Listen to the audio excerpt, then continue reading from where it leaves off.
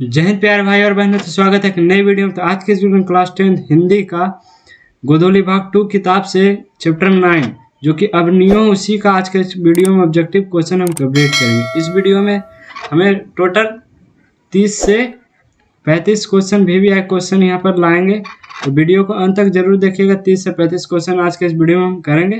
तो चलिए वीडियो को शुरू करते हैं। वीडियो को अंत तक जरूर कर दीजिएगा। और हाँ, वीडियो शुरू करने से पहले आपसे छोटी सी रिक्वेस्ट है कि एक बार जाकर आप कहानी को एक बार जरूर पढ़ लें। कहानी पढ़ने से ये होता है कि आप ऑब्जेक्टिव क्वेश्चन को अच्छी तरीके से यहाँ पर सही कर सकते हैं। जहाँ आप कहानी नहीं पढ़े होंगे तो आपको कठिनाई होगी ऑब्जेक्टिव क्वेश्चन माने। तो चलिए यहाँ पर पहला हमारा क्वेश्चन आता है कि अवनियों के रचनाकार कौन है। रचनाकार करने का अर्थ हो गया कि लेखक कौन है, यानी कि ये अवनियों जो कहानी है वह किस लेखक द्वारा लिखा हुआ है। कैलाश वाजपेयी, ये तो बिल्कुल नहीं होगा। किशोरी दास वाजपेयी, बिल्कुल नहीं होगा। अटल बिहारी वाजपेयी, ये भी नहीं होगा। तो क्या जो अशोक वाजपेयी द्वारा लिखा गया, ऑप्शन डी यहाँ पर सही हो जाए। अवनियों के लेखक कौन है? अशोक वाजपेयी। चलिए आगे बढ़ते हैं कि अवनियों कहाँ स्थित है।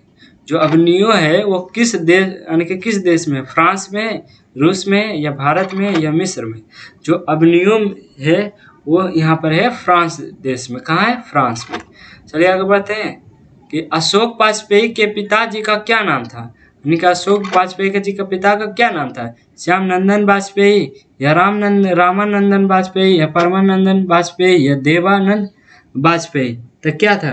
तो जो अशोक वाजपेयी के पिताजी का नाम था परमानंदन वाजपेयी। यहाँ पर क्या था? परमानंदन वाजपेयी। ऑप्शन सी यहाँ पर सही आंसर होगा। चौथा यहाँ पर आता है कि अशोक वाजपेयी जी का जन्म कब हुआ था। 14 जनवरी 1941 में, या 15 जनवरी 1941 में, या 16 जनवरी 1941 में, 17 जनवरी 1941 में। तो कब हुआ था? तो अशोक वाजपेयी के यहाँ पर जन्म हुआ था 16 जनवरी 1941 ईस्वी को। ऑप्शन सी यहाँ पर सही आंसर होगा। अगला क्वेश्चन है कि अशोक वाजपेयी का मूल निवास कहाँ था। यानी कि अशोक वाजपेयी थे वास्तविक कहाँ जन्म लिए थे, यानी कि कहाँ के निवासी थे। मध्य प्रदेश, छत्तीसगढ़, या उत्तर प्रदेश, या राजस्थान। तो जो अशोक वाजपेयी का जो मूल निवास था वो मध्य प्रदेश था। चलिए आगे बढ़ते हैं। अशोक वाजपेयी जी का माता जी का क्या नाम था? कमला देवी, विमला देवी, निर्मला देवी, या लीला देवी। क्या था? तो अशोक वाजपेयी के माता जी का नाम यहाँ पर निर्मला देवी था। क्या था? निर्मला देवी। चलिए आगे बढ़ते हैं। विलनब अवनियों का अर्थ क्या होता है? अवनियों का अर्थ क्या होता है? अवनियों का नया आदमी, या अवनियों का नया गांव, या अवनियों की नदी, या अवनियों का पर्वत। तो अवनियों का जो अर्थ होता है वो होता अवनियों का नया गांव। अवनियों का नया गांव को अवनियों कहा जाता था। चलिए आगे बढ़ते हैं। 8वां नंबर क्वेश्चन यहाँ पर है रोन नदी के दूसरी ओर अवनियों, यहाँ पर अवनियों कर लीजिएगा। यहाँ पर क्या है? अवनियों का एक और हिस्सा है जो कहा जाता है। यानी कि रोन नदी के दूसरी ओर, यानी कि जैसे मैं मान लीजिए ये नदी है, ये मान लीजिए नदी हमारे प्रवाहित हो रही है, तो इस और एक और, यानी कि दूसरे और अवनियों के एक और हिस्सा जो कहा जाता है। यानी कि अवनियों, रोन नदी है बीच में, तो अवनियों इधर है, यानी कि दूसरे हिस्सा में इस हिस्से को क्या कहा जाता है? तो अवनियों का बिलनत्व, या बिलनब का अवनियों कहा जाता था, या बिलनत्व कहा जाता था, या नव विल अवनियों कहा जाता था। तो क्या कहा जाता था? यहाँ पर कहा जाता था विल नब अवनियों, विल अवनियों। इसका मतलब क्या था? एक छोटा सा गांव, एक नया गांव। क्या था? एक नया गांव। कहा जाएगा एक नया गांव। यहाँ पर हो जाएगा एक नया गांव। अवनियों का अर्थ हो गया नया गांव। चलिए आगे बढ़ते हैं, जो कि पिछले क्वेश्चन में हुआ था अवनियों का एक नया गांव। चलिए आगे बढ़ते हैं। 9वां नंबर क्वेश्चन यहाँ पर आता है कि एक पतंग अनंत में किनकी रचना है। क्योंकि एक पतंग अनंत में किनकी रचना? गुणाकर मूल्य के? बिल्कुल नहीं। यतंत्र मिश्रा की? बिल्कुल नहीं। हजारी प्रसाद द्विवेदी जी की? बिल्कुल नहीं। अशोक वाजपेयी जी? बिल्कुल हाँ। यहाँ पर जो एक पतंग अनंत में है इसका लेखक है अशोक वाजपेयी। चलिए आगे बढ़ते हैं। 10 नंबर क्वेश्चन आता है यहाँ पर कि अवनियों किस नदी के किनारे है। अवनियों सोन नदी? बिल्कुल नहीं। रोन नदी बिल्कुल हाँ हो जाएगा यहाँ पर। झेलम बिल्कुल नहीं। माइस तो बिल्कुल नहीं। यह अवनियो किस नदी के किनारे स्थित है? तो रोन नदी। क्या हो जाएगा? रोन नदी। यहाँ पर नदी भी छूट गया है, चाहे कहीं कहीं देता है, कहीं कहीं नहीं भी देता है। चलिए आगे बढ़ते हैं। 11 नंबर क्वेश्चन यहाँ पर, अशोक वाजपेयी ने किस पत्रिका का संपादन किया था? संवेद या यंग इंडिया या पंच जैन या नटरंग? किस पत्रिका का यहाँ पर संपादन किए थे? तो किस पत्रिका किया था? तो समवेद। क्या कहते? समवेद पत्रिका का संपादन किए थे। कौन किए थे? तो अशोक वाजपेयी। कहीं कहीं आपको इस तरह सा भी क्वेश्चन आ जाए कि यहाँ पर आ जाए कि समवेद पत्रिका, क्या पत्रिका, पत्रिका का संपादन किसने किया? किसने किया? इस तरह से भी क्वेश्चन यहाँ पर आ जाता है। तो क्या ऑप्शन हो जाएगा? अशोक वाजपेयी। ऑप्शन और भी रहेंगे लेकिन इसका सही आंसर क्या हो जाएगा? क्या हो जाएगा? अशोक वाजपेयी। तो ये भी क्वेश्चन इस तरह से भी पूछेगा, तो आप याद कर लीजिए, इस तरह से भी आपको पूछ सकता है। चलिए 12 नंबर क्वेश्चन में जाते हैं कि अशोक वाजपेयी का जन्म कहाँ हुआ था? तो जो कि वो मूल निवासी कहाँ के थे? वो मूल निवासी कहाँ के थे? कहाँ के थे? मध्य प्रदेश से। लेकिन उनका जो जन्म हुआ था वो दुर्ग छत्तीसगढ़ में हुआ था, या करम लीचक में, वो बिहार में हुआ था, इलाहाबाद उत्तर प्रदेश में, इनमें से कोई नहीं। तो अशोक वाजपेयी का मूल निवास मध्य प्रदेश के जरूर थे, पर उनका जो जन्म हुआ था दुर्ग छत्तीसगढ़ में हुआ था। कहाँ हुआ था? दुर्ग छत्तीसगढ़ में। आगे बढ़ते 13 नंबर क्वेश्चन यहाँ पर आता है कि अवनियो दक्षिण फ्रांस का एक पुराना सा क्या है? बौद्ध मठ है, या शहर है, या सनातन मठ है, गुरुकुल है? तो अवनियो दक्षिण फ्रांस का एक पुराना शहर है। पुराना क्या है? एक शहर है। चलिए आगे बढ़ते हैं। ये अवनियो किस देश में है? यानी अवनियो किस देश में? अमेरिका में है, या भारत में, या दक्षिण फ्रांस में है, या दक्षिण अफ्रीका में? तो अमेरिका तो होगा नहीं, भारत भी होगा नहीं, दक्षिण अफ्रीका भी नहीं। इसका सही आंसर क्या होगा? दक्षिण फ्रांस। कभी कभी आता कि आपको ऑप्शन छाट दीजिए 3 को, आपका आंसर आ जाता। जिसका आंसर आपको याद नहीं है उसका ज़्यादातर आप यही कीजिए कि ऑप्शन छाटना शुरू कर दीजिए। ऑप्शन छाटिएगा तो यहाँ से आपको पता चल जाएगा। जिसका आंसर नहीं आता, लेकिन जिसका आंसर आता है वहाँ आप सही कर दिया, क्योंकि आप कहानी पढ़े होंगे तो आपको ऐसे अंदाज़ा लग जाएगा जिसमें अमेरिका का तो चर्चा हुआ नहीं, भारत का भी नहीं हुआ, दक्षिण अफ्रीका, इसमें ज़्यादा चर्चा है फ्रांस का हुआ है, तो अपने ऑटोमेटिक आपको याद आ जाएगा। चलिए 15 नंबर क्वेश्चन आते हैं कि पीटर बुक की कौन सी विवादास्पद की रचना प्रस्तुति अवनियों में किया जाने वाला था? यानी पीटर बुक की कौन सी विवाद शपथ रचना की प्रस्तुति अवनियों में किया जाने वाला था? रामायण, महाभारत, गीता या पुराण? यानी कि पीटर जो बुक था उसमें विवाद जो रचना हुआ था वो अवनियों के किसमें कौन सी क्या जाने वाला था, या प्रस्तुति करने वाला था? रामायण या महाभारत या गीता या पुराण? तो इसका आंसर क्या हो जाएगा? महाभारत। जो पीटर बुक की कौन सी विवाद, यानी कि पीटर बुक की महाभारत वाली जो विवाद रचना थी वो अवनियों में किया जाने वाला था। चलिए आगे बढ़ते हैं। 16 नंबर क्वेश्चन, किसने पोप की गतिविधियों पर नजर रखने के लिए किला बनवाया था? यानी कि कौन सा शासक था जो पोप यहाँ पर देश है, पोप क्या है? देश की गतिविधियों पर नजर रखने के लिए किला बनवाया था। डच शासक ने, या फ्रेंच शासकों ने, या यूनानी शासकों ने, या एथेंस शासकों ने? तो किस शासक ने किया था? यहाँ पर फ्रेंच शासक। फ्रांस के राजाओं को फ्रेंच कहा जाता था। चलिए आगे बढ़ते हैं। 17 नंबर क्वेश्चन यहाँ पर आता है, नदी के किनारे भरी नदी है, गद्य, काव्य, खंड, यानी कि काव्य किसकी कृति है? यानी नदी के किनारे भी नदी है, नदी के किनारे भी नदी है, गद्य, काव्य किसकी कृति, यानी कि किसने लिखा? अज्ञे जी ने? ये बिल्कुल नहीं होगा। अशोक वाजपेयी होगा। शांति प्रिय द्विवेदी भी नहीं होगा। विद्यानिवास मिश्र की? नहीं, बिल्कुल नहीं। ये देखिए विद्यानिवास कहीं पर आपको इस प्रकार से भी लिखा जा सकता है, यहाँ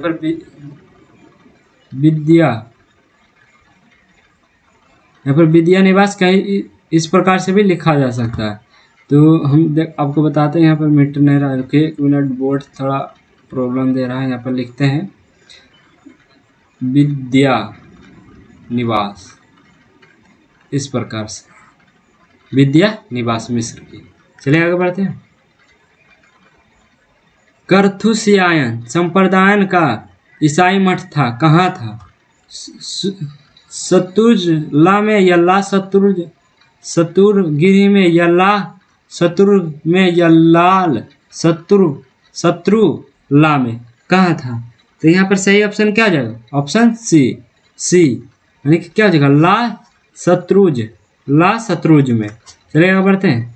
थोड़ा नाम थोड़ा अटपटांग है, इसलिए पढ़ने में थोड़ा दिक्कत हो सकता है, तो उससे कोई प्रॉब्लम नहीं होनी चाहिए। चलिए आगे हम आपको बताएं, हम इसी साल हमारा फर्स्ट यानी कि फर्स्ट बार है जब हम किसी को पढ़ा रहे हैं यहाँ पर, तो थोड़ा बहुत मिस्टेक होते हैं, सुधारने का पूरा कोशिश यहाँ पर करते हैं। 100% तो कोई आदमी फर्स्ट टाइम में नहीं हो जाता है। तो चलिए आगे बढ़ते हैं। 19 नंबर क्वेश्चन यहाँ पर आता है, कुमार गंधर्व क्या है? कुमार गंधर्व क्या है? गीतकार है या शास्त्रीय यानी शास्त्रीय नायक है, या कलाकार है, या चित्रकार यानी शास्त्रीय गायक क्या है? कुमार गंधर्व क्या है? कुमार जो गंधर्व है यहाँ पर एक शास्त्रीय गायक है। क्या है? शास्त्रीय गायक है। 20 नंबर क्वेश्चन आता है, अभिनयो पाठ का रचित है यानी कि किसके द्वारा लिखा गया? अशोक वाजपेयी द्वारा, यहाँ बिल्कुल सही होगा। मैक्स मुलर बिल्कुल गलत। अज्ञेय द्वारा बिल्कुल गलत। महावीर द्विवेदी जी भी बिल्कुल। यहाँ द्वारा इस प्रकार से लिखाएगा, कंप्यूटराइज इसलिए थोड़ा इधर उधर हो जाता है, क्योंकि इस तरह से कंप्यूटर में लिखा नहीं जाता है। यानी कि जो इस पार्ट है यहाँ पर, ये पार्ट है, इस प्रकार से कंप्यूटर में लिखता ही नहीं। वो कंप्यूटर इसी प्रकार से हम टाइप करते हैं, बहुत मेहनत आपके लिए करते हैं। तो वीडियो को एक बार लाइक और चैनल को सब्सक्राइब जरूर करिएगा। हमारा वीडियो को अपने दोस्तों के साथ शेयर जरूर कर दें, ताकि हम भी सक्सेस हो पाए, ग्रो हो पाए। बाकी हम अपना 100% देने की पूरा कोशिश करते हैं, फिर भी हमसे मिस्टेक हो जाता है। फिर भी बहुत सारे वीडियो में पहले हमारे वीडियो में ज़्यादा गलत होते थे। ऐसा नहीं कि हमारे पास जानकारी नहीं, जानकारी है, पर किसी को समझाने में और अपने समझने में बहुत अंतर होता है। तो चलिए हम यहाँ पर शुरू करते हैं। हम अपना पूरा 100% कोशिश करें कि आपको हम समझा दें। बिलनबी है, बिलनबी क्या है? छोटा सा गांव है, छोटा सा कस्बा है, या छोटा सा शहर है, या बड़ा शहर? तो बिलनबी एक छोटा सा क्या है? एक गांव है। क्या है? छोटा सा एक गांव है। चलिए 22 नंबर क्वेश्चन में जाते हैं। तो अबनियो फ्रांस का एक प्रमुख रहा है। अबनियो क्या रहा? संगीत केंद्र, या कला केंद्र, या नृत्य केंद्र, या श्रवण केंद्र? तो क्या अबनियो फ्रांस का प्रमुख कला केंद्र रहा। क्या रहा? कला केंद्र। यहाँ पर बहुत सारे कला यहाँ पर दिखाते हैं, यहाँ कला केंद्र होता है। चलिए आगे बढ़ते हैं। 23 नंबर क्वेश्चन, अशोक वाजपेयी को फ्रेंच सरकार द्वारा दिए जाने वाला पुरस्कार क्या था? अशोक वाजपेयी था, फ्रेंच सरकार जो उस पर अभिनयों पर कहानी लिखे थे उनके, तो फ्रेंच सरकार ने उनको दिए थे कुछ अवार्ड। तो क्या दिए थे? Officer of the order of cross, या शहीद अकादमी पुरस्कार, या दयावंती मोदी काव्य शेखर सम्मान, या इनमें से सभी? तो क्या दिए थे यहाँ पर? क्या दिए थे? तो आप सब कमेंट बॉक्स में जरूर बताइएगा। इसका आंसर देखिए, बहुत ही सिंपल है, ऑप्शन इसमें छाटिए। शहीद अकादमी पुरस्कार फ्रेंच सरकार देता ही नहीं है, ये देते हैं भारत सरकार। क्या देता है? भारत सरकार देता है। तो फ्रेंच सरकार तो देगा नहीं, यहाँ पर ये भी देता है भारत सरकार। तो यहाँ पर क्या बचा था? Officer of the order of cross, यानी अंग्रेजी है, तो यहाँ से भी पकड़ लिया कि अंग्रेजी में लिखा हुआ है।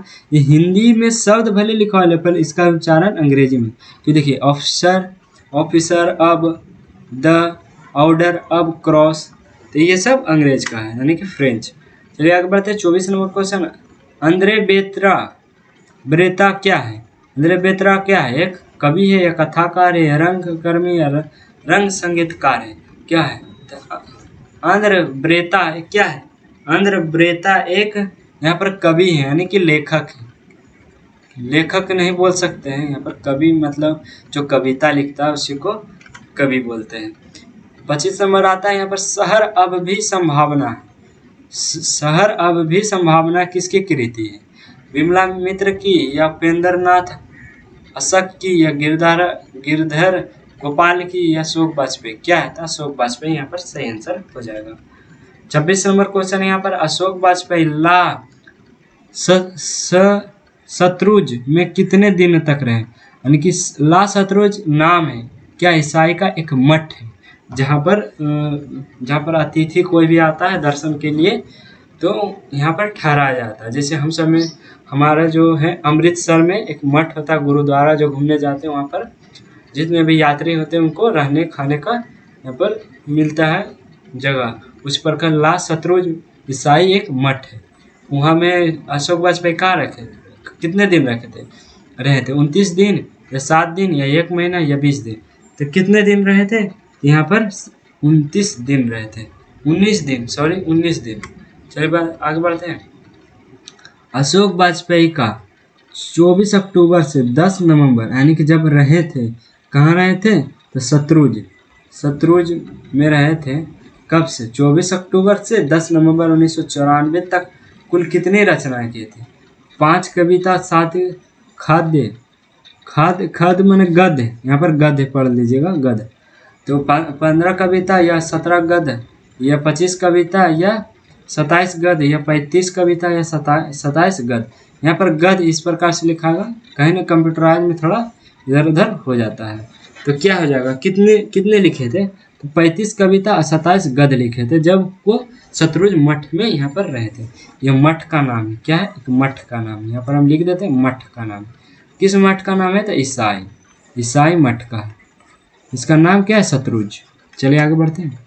28 नंबर होता है पिकासो की प्रसिद्ध रचना का शीर्षक क्या है, पिकासो की प्रसिद्ध रचना का शीर्षक क्या है, यानी कि उसके जो शीर्षक होता है हेडिंग, जिसे इस चैप्टर का हेडिंग अवनियो है उसी प्रकार के पिकासो की प्रसिद्ध रचना है जो उसका शीर्षक क्या है, बिल्ला बिल्ला अवनियो की ला मादा मोजेल द अवनियो या ला शतरूज या नदी के किनारे भी नदी है, किस में है तो ये जो इसका जो कहानी का शीर्षक है वो है यहाँ पर ला मादा मोज जेल द अवनियो, क्या जगह ला मादा मोज द अवनियो।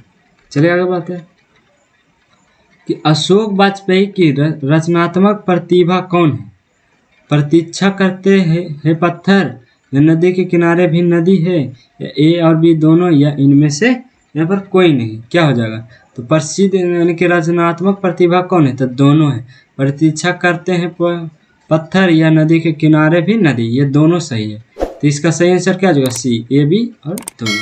इस प्रकार से इस चैप्टर में हमारे 29 में VVI क्वेश्चन लगे जो आपको करवा चुके हैं। तो चलिए मिलेंगे हम चैप्टर नंबर 10 के ऑब्जेक्टिव क्वेश्चन में।